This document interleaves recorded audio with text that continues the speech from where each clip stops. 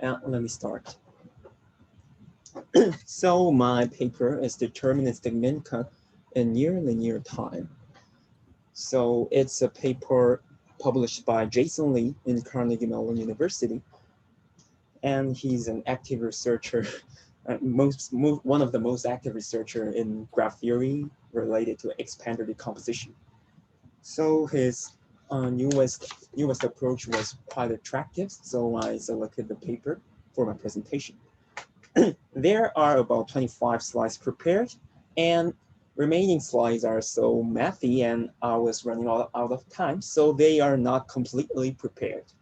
So they will be prepared in in place, or some other I might prepare many more slides in break time, but I think uh, I'm I'm worried about it is it worthy to is it worth to discuss the complex manner about a related expander decomposition and um, many other math notations. So if I if I think I sufficiently delivered the meaning of this paper, and you are tired enough, you are too tired to bear my rest of presentation, I would abort without any remaining parts. Forgive me being so superficial. Yeah, that was a long pre-talk, and let's get into it. Edge connectivity, also known as global minimum cut, is a problem making rigorous approaches and many active research. Yeah, introduction shares much part with my previous presentation, so let me just briefly introduce them. Yeah, there were many classic approaches. There were many combinatorians tried to solve this in near linear time, and the first approach was made by Carter, which is topic of my last presentation. So he made a breakthrough using graph sparsification via random sampling, and it was the first near linear algorithm, being Monte Carlo, published in 2000. Yeah, his framework was keeping state of the art about 20 years, recent 20 years, and many progress were made in recent 2 or 3 years, but they just inherited Carter's framework and optimized some bottlenecks. So I think it is hard to call them a breakthrough in some certain manner, since the largest defect in Carter's approach was its randomness, uh, especially being Monte Carlo, not even Las Vegas. And Carter noted that it would be very hard to improve this. Yeah, but he did it in almost a linear time. So that's why this paper and this approach was outstanding. Yeah, Kenichi Kawarabayashi and Thoreau seemed to notice that low conductance cut and expander decomposition would be effective to detect a global minimum cut. So they managed to establish near linear time algorithm, maybe I guess O n log squared n with some polylog factor in simple graph. Yeah, so it is kind of deterministic algorithm, but it could not apply to weighted graphs. But I think it was a notable breakthrough. Yeah, and um, including Thachafel Saranurak, Jason Lee, Richard Peng, and many other authors made steady publications and progress about expander decomposition, or so-called spectral graph theory, or any other nicknames, and their applications or graph algorithm applications in graph algorithm was steadily published. So the remarkable paper was CGL plus 19. I think this includes L for Lee and plus includes Peng and many other researchers. Yeah, I'd like to examine this thoroughly for these papers in long-term plan, but yeah, they were too large to bear for me. So I think we would not delve into the detailed results specified in CGL or GRST. Yeah, so backgrounds and introductions are done. They were, most of they were omitted due to, they overlap with my previous presentations. Yeah, so notations goes. Most of the trivial notations are omitted to be explained because they uh, were would be flooded by notations. So it takes too much time in slides to introduce all the notations. Yeah, a graph is graph G is a target graph to be investigated for the main cut. It is weighted, and though it is weighted, it may be a multi-graph because we will overlay some distinct graphs without merging the multi-edge. So it would be convenient to regard a multi-graph, a multi-weighted graph as. So lambda is the symbol for minimum cutoff G, and boundary S is the cut set itself. It is edges between S and its complement.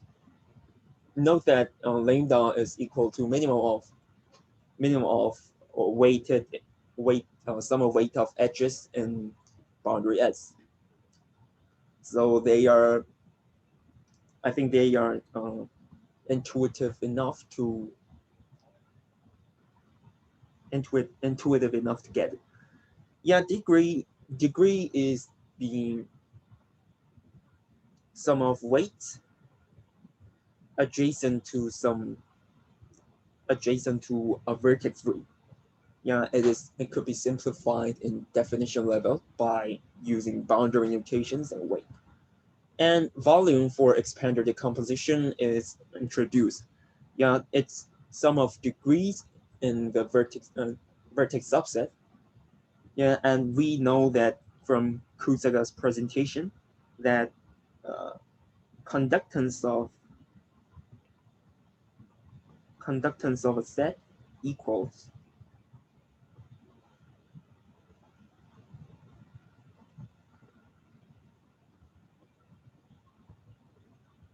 like this. So if it is greater than equal to phi, then it's a phi graph is a phi expander. It is just for a reminder. Yeah, and there are some linear algebraic symbols. LG denotes the graph Laplacian of G. Surprisingly, not so surprisingly, a graph Laplacian is closely related to expander decomposition, which is briefly mentioned in Kusaga's presentation. And 1s equals just a simple indicator vector for some vertex set S. Yeah, it is. Its S entry is 1 if and only if S is in the vertex set S. Yeah, and note that the weight of a cut set boundary S equals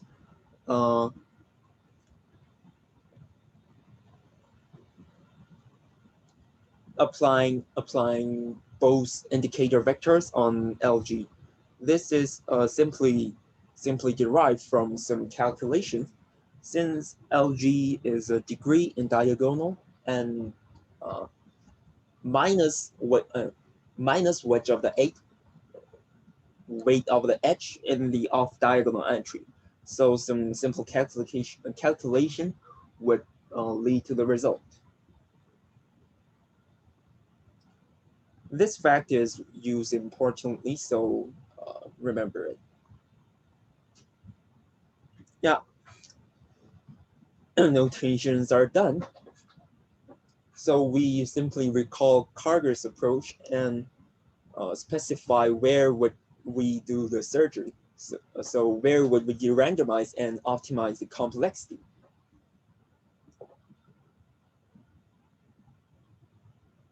So Kargar's paper, published in 2000, this was the only part that required randomized solution from Kargar's approach. So for a weighted graph G, we want to compute some graph H. In Kargar's case, H was a subgraph of G, but it need not to be subgraph in fact. So H, an unweighted graph with m prime edges, and having minimum cut lambda prime, and its vertex set is shared with G. So suppose any minimum cut of G corresponds to 7/6 minimum cut. 7/6 is the approximation ratio. So if any minimum cut of G approximates minimum cut by 7/6 in H, considered as vertex separation, then there is a deterministic m prime lambda prime log n algorithm giving a tree packing having size O lambda prime, and at least one of them true respects the minimum cut of G. In fact,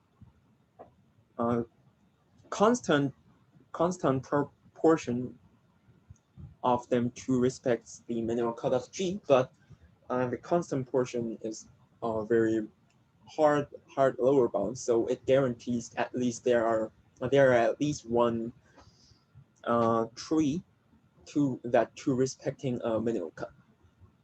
So this is a solid theorem published by Kargar, but Kargar failed to deterministically find such graph H. So we can achieve the condition with m prime with polylogarithmic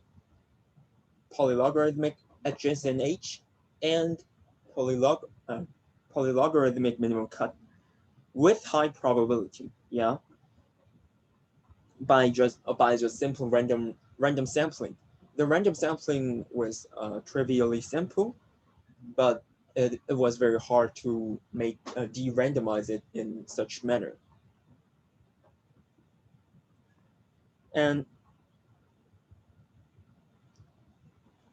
note that the Kargar 99 could achieve stronger condition, which fully guarantees that any cuts in G does not vary by multiplier 1 plus minus epsilon. Here, epsilon was 1/6 is used. And this is the most significant difference between Kargar and Jason Lee. Jason Lee gave up the universal multiplicative bounds for any cuts, but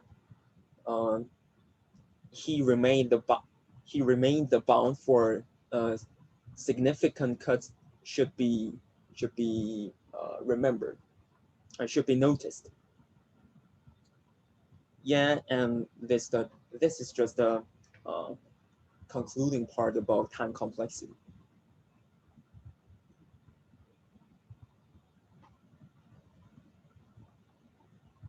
Yeah, so Lee's approach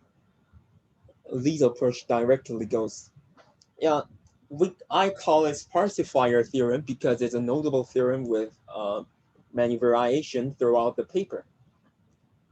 Yeah, for any epsilon, we may deterministically compute the unweighted graph H and some weight W. Acquiring H and W separately is based on the intention to make the subgraph very uniformly weighted. So where H is an unweighted graph based on same vertex set with G, and W is bounded by some function of n, and the most important properties of these H appears two key properties, so-called epsilon cap and epsilon support. they are terms just made by me, and so it is not public, but I think it is very memorable. Yeah, for any minimum cut, the H,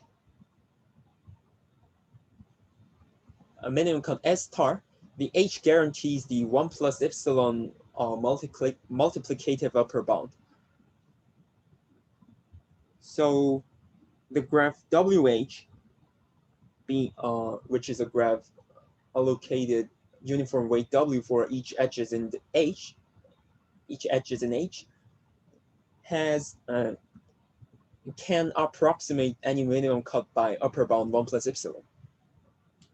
And for any cut S of H, we have 1 minus epsilon lower bound for any cuts. So any minimum cut is not varied by multiplicative constant 1 plus minus epsilon. And any cut S for somewhere else may not keep the approximation ratio, but it is at least lower bounded by some 1 minus epsilon lambda. Yeah, it is not a universal approximator, but it is enough to solve the minimum cut according to the Karger's central theorem.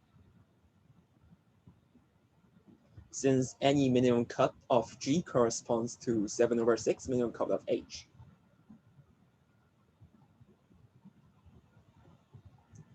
Yeah, so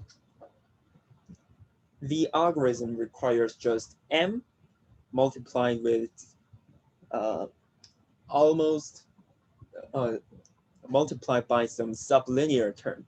Yeah, the term looks very monstrous, but it is due to expander decomposition algorithms, which frequently involves some monstrous time complexity, and we would not investigate why the complexity has came. So putting epsilon in clause 0.01 satisfies the condition stated on car 00, since any min cut is 1 plus epsilon over 1 minus epsilon min cut in H. And it is smaller than 7/6. So M prime is almost linear with M, and lambda prime is also sublinear with N. So the total time complexity is measured by this term, which is a subroutine from Gavoff's algorithm to computer tree packing. It is still almost linear. Yeah.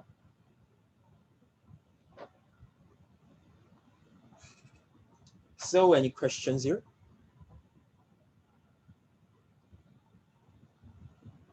Good.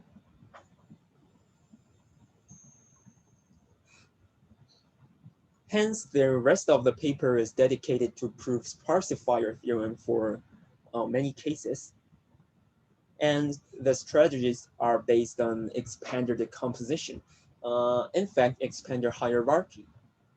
So details are very hard and complicated. So let me take some major details via informal sketch here.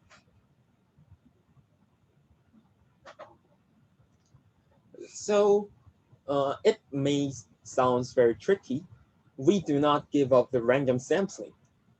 In fact, we mock our random sampling procedure and provide a pessimistic estimator, so-called psi, which is a function of predetermined edges. So it generalizes the conditional probability. So we set a certain random sampling procedure, and we know which edges are to be selected for some specific edges.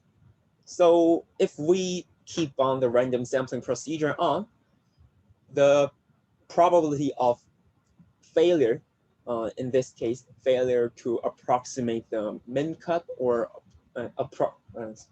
failure to guarantee epsilon capping or epsilon support is upper bounded by the function psi. So it's a function gives a probability upper bound. So psi always lies in 0 to 1, and if a pessimistic estimator is valid, there's always a choice for augmentation of predetermined edges that does not increase in psi. It is always possible for well-designed psi, and throughout the whole procedure, psi of universal edge set with some certain assignment must be smaller than 1, and this indicates the algorithm always succeeded and the approximation is successfully terminated. So there are some rising questions that how to design psi and how to compute psi and how to update psi.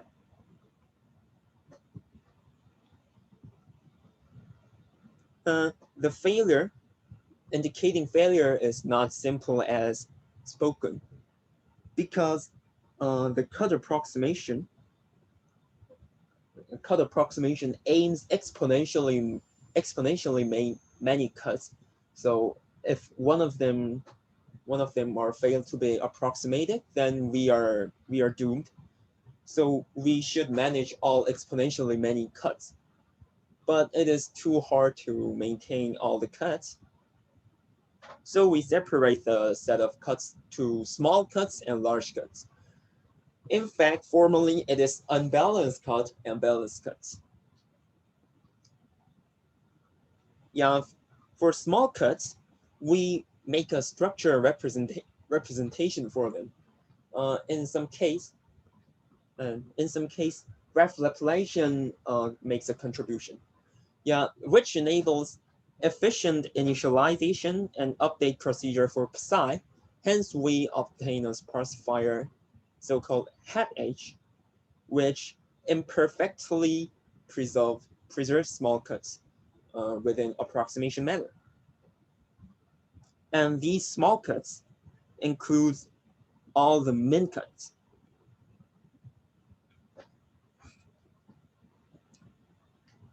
And for large cuts,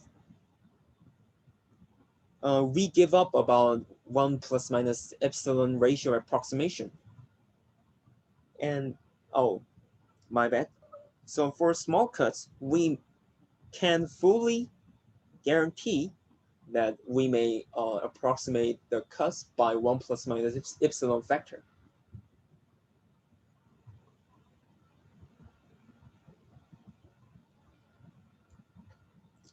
So for large cuts, we just give up about 1 epsilon approximation, but another approximation parameter is exploited, that so-called gamma, which is just sublinear, and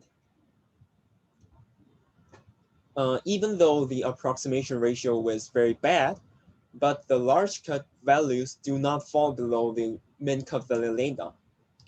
So the sparsifier, another sparsifier, H tilde, comes from the procedure, and it is need not to be a subgraph of G.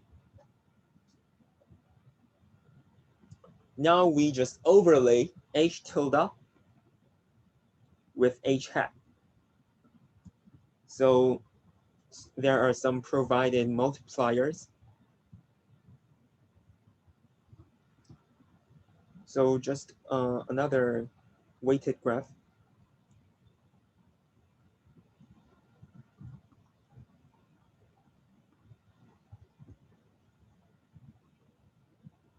Looks like this comes out.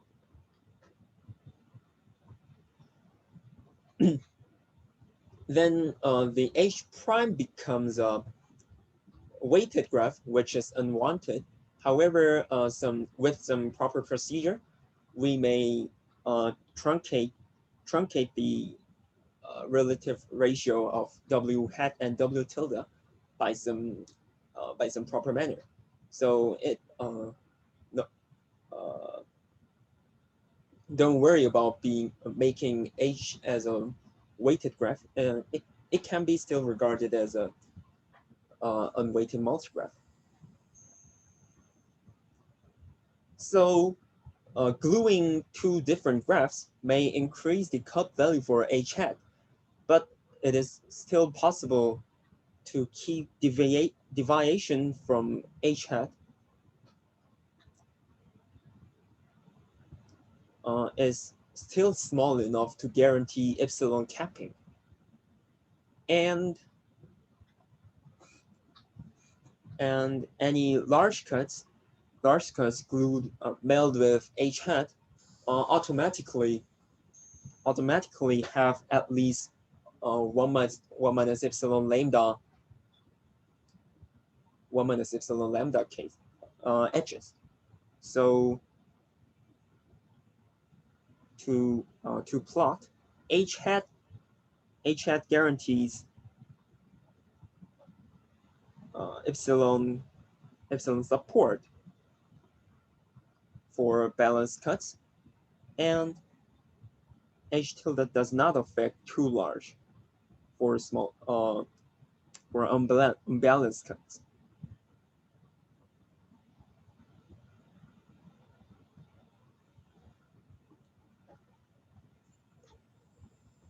Yeah, it looks complicated, but there is a base case when G is a unweighted multigraph, and the case G is a phi expander. So let's realize this. Let's see a realization for some proper base case.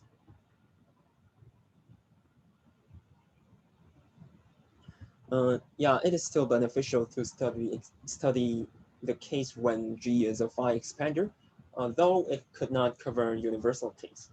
Yeah, universal case has many differences between just an expander case. It is not so simple, like just a trivial induction as in trivial induction. It's not. I think it's not just a mere divide and conquer. It is quite complicated. However, it is still beneficial to study expander case. So centrist parsifier theorem is restricted, like where G is an unweighted phi expander, we may compute an unweighted graph H and W such that graph WH epsilon caps any min cut and epsilon supports any cuts. So computation takes till almost linear time.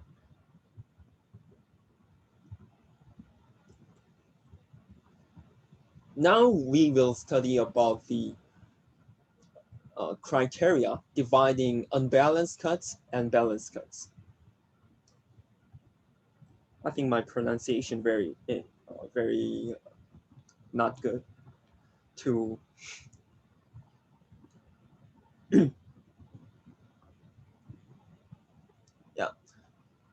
Note that weight of the cut set is represented by indicator vectors and Laplacian. So it equals just sum of the entry in Laplacian. So if our constructed graph WH approximates LG by just additive error some epsilon prime lambda, some for some small constant epsilon prime. So whole cut set weight is approximable by 1 plus size of S squared with epsilon prime. Since there are just size of S squared non-zero terms in this expansion. So this approximation is very good when the case S or V-S is small. Note that round S equals round V-S, so the case is symmetric. So we define unbalancedness according to this criteria. So S, or the cut roundness, is called unbalanced when the minimum volume among S and V-S is smaller than alpha lambda over phi for some sublinear alpha. Alpha is just greater than 1, and it's just a sublinear. It is a parameter will be determined after. So from this definition, we easily derive that if S is balanced, then the size is bounded by alpha over phi.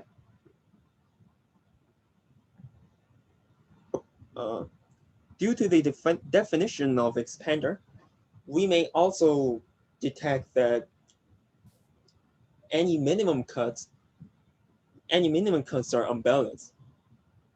Because the definition of expander, the conductance of S star equals lambda over volume S, and so volume of S is smaller than lambda over phi, and it is trivially smaller than alpha lambda over phi. So it's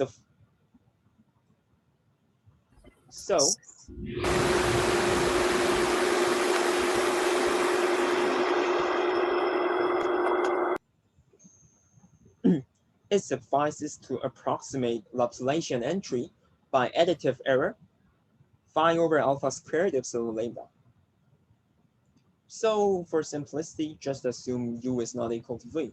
Then we would approximate the Laplacian entries rather than the weight of cousins.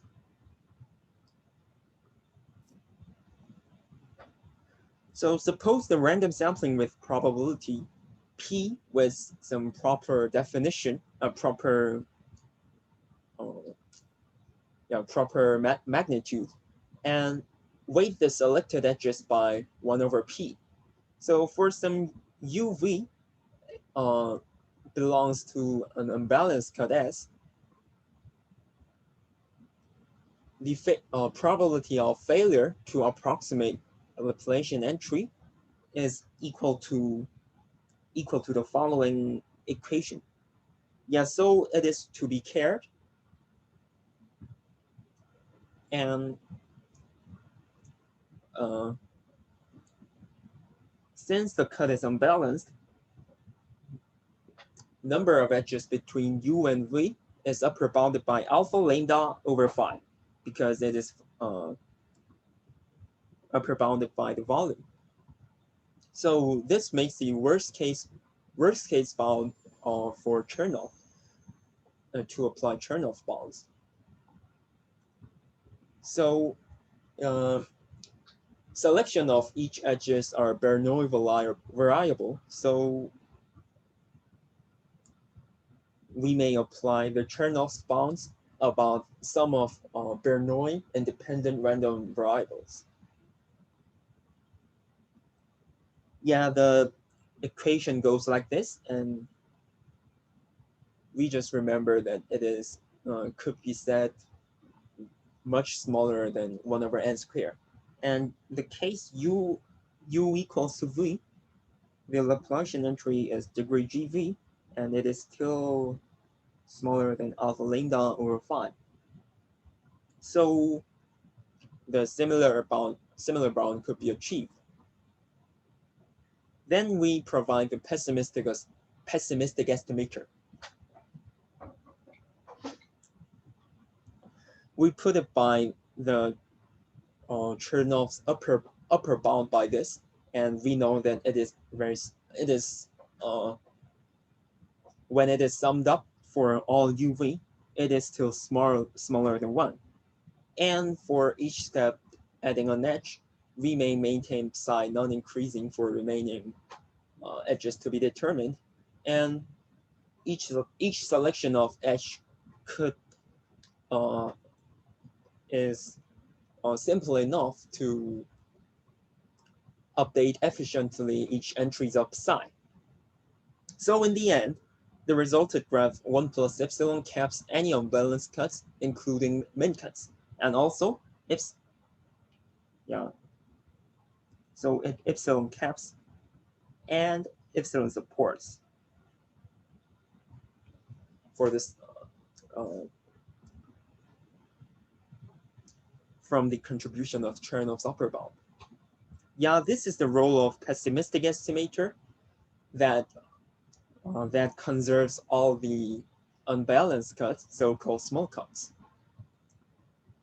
So we obtain the resulted graph H hat, and the weight W hat equals 1 over P.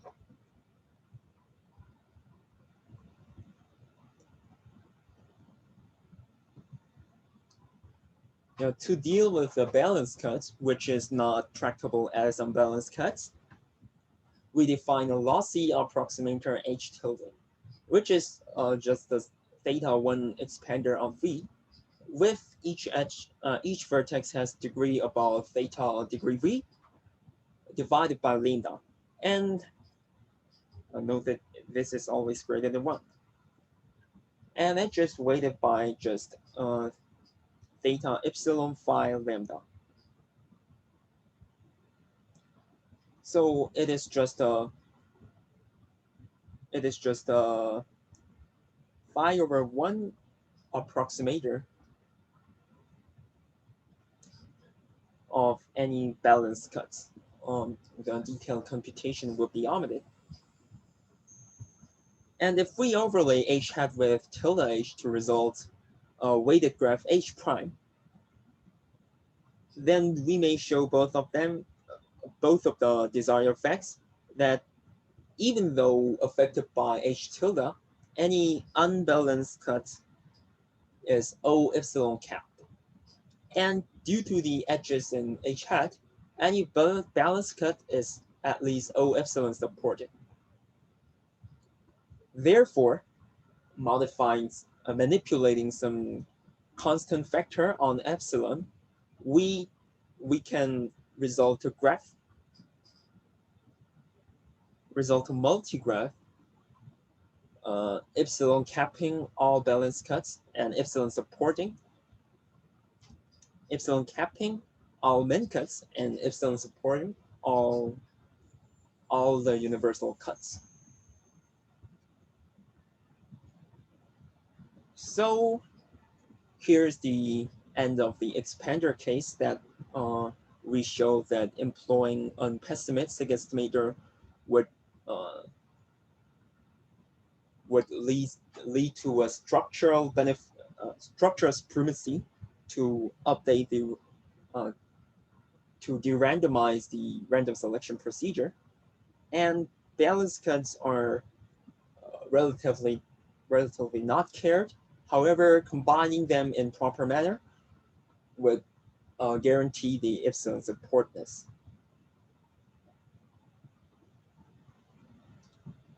Yeah, that's it for expanders. So how do you feel? We're about to take a break about 10 minutes.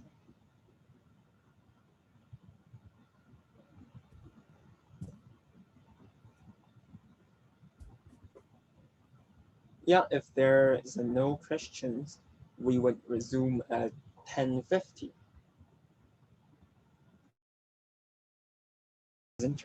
So Rickard goes on. Yeah, general goal remains the same for the non-expander case. So to construct such H with epsilon capping and epsilon support and the weight W in almost a linear time. But for technical reason, we assume the bounded edge weight for some reason, and we post-process to remove the edge boundary, but I think we do not have to care about it. So new tools related to expander decomposition is required.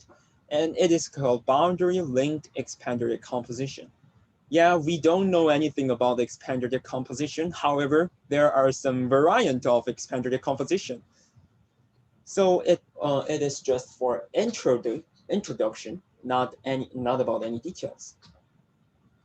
So given G with a parameter R, it is tractable that for any beta and phi with phi less than beta, to partition V into V1 to V1 from V1 to Vk such that all cluster Vi satisfy the condition with some like it's very conductance like inequality condition. However, there are additional terms. The intention of additional term is for classic phi expander condition along with the boundary edges coming out from Vi. So there are relatively small edges leaked out from Vi, constrained by the constant beta. And also, there are only small intercluster edges. I think I remember that R is very small to be determined. So it is a well studied case about expander decomposition. So I think this is the last this is the last slide. So recursion methodology is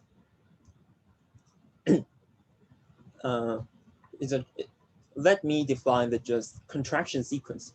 Yeah, initialized from G, and Gi plus 1 is defined from contraction of clusters in Gi. And for any vertex subset of G, so-called S, is decomposed by the decomposition sequence Si. Vi is clusterized like U1i to UKI, and assume that UJI is contracted into a single vertex UJ, smaller UJ. Then by some rule related to not increase the conductance, determine UJ to be included in Si plus 1 or not, determined by the set Dij, which is a complement of UJI without Si or its intersection. Yeah, here's an illustration about it.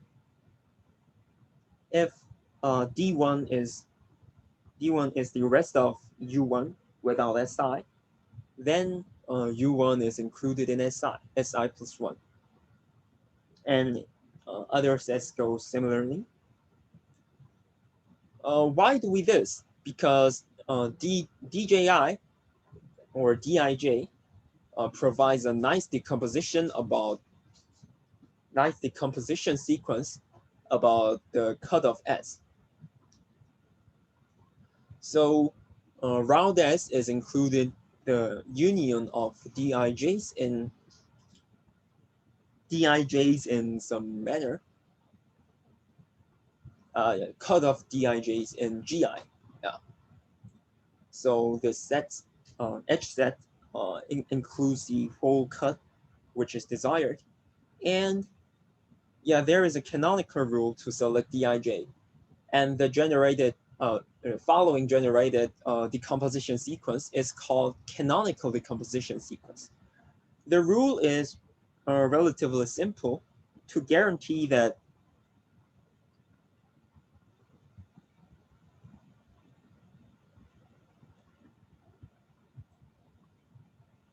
both of them simultaneously hold.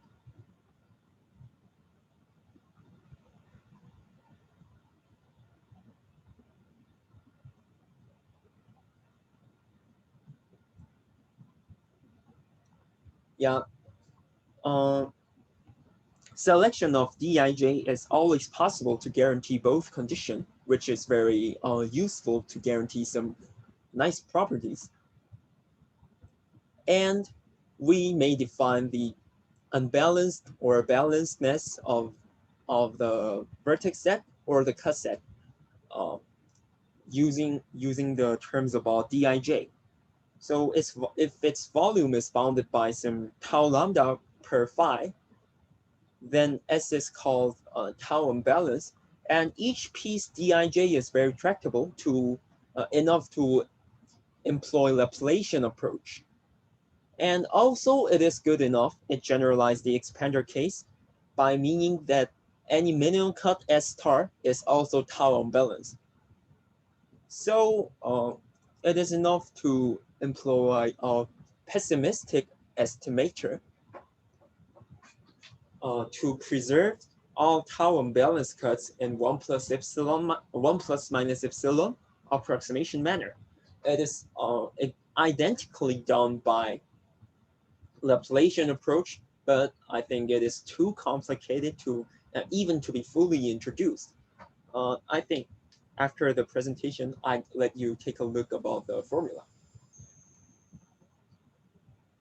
And also tau balance cut, for tau balance cuts, gamma approximator for gamma less than Fn is also findable.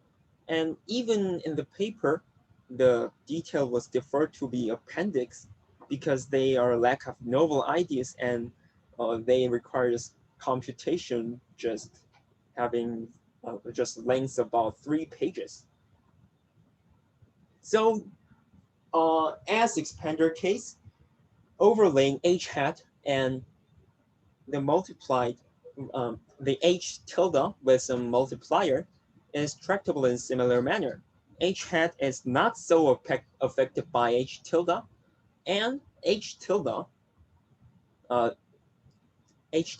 which approximates all balance cuts, and the all balance cuts are automatically epsilon supported by h hat. So we conclude that we are able to compute such multigraph H with some bounded weight, and with some technical processing with Matula 93, which provides 3 approximation for minimum cut, we bounded weight conditions are removable.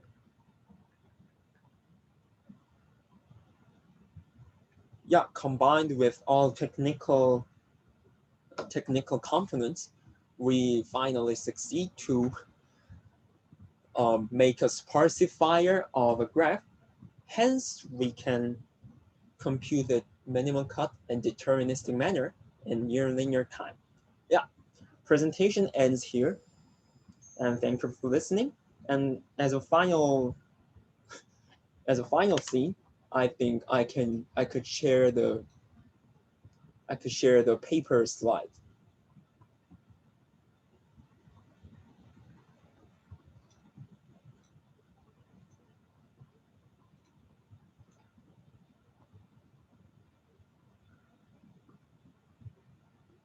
Yeah, here employs Chernoff bounds to guarantee something, and the pessimistic approximator single term looks like this, and to bound this, there are two there are couples of uncertain meanings. Yeah, we can bound it, and the claim is applied. Yeah. So approximators are done, and yeah, proofs are deferred to Appendix B or somewhere. Parameter table goes. It is always doable. That's it.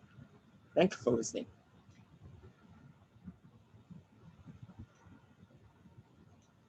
Okay, that was hard. So who goes next? Sijin goes next. Okay. Are you Are you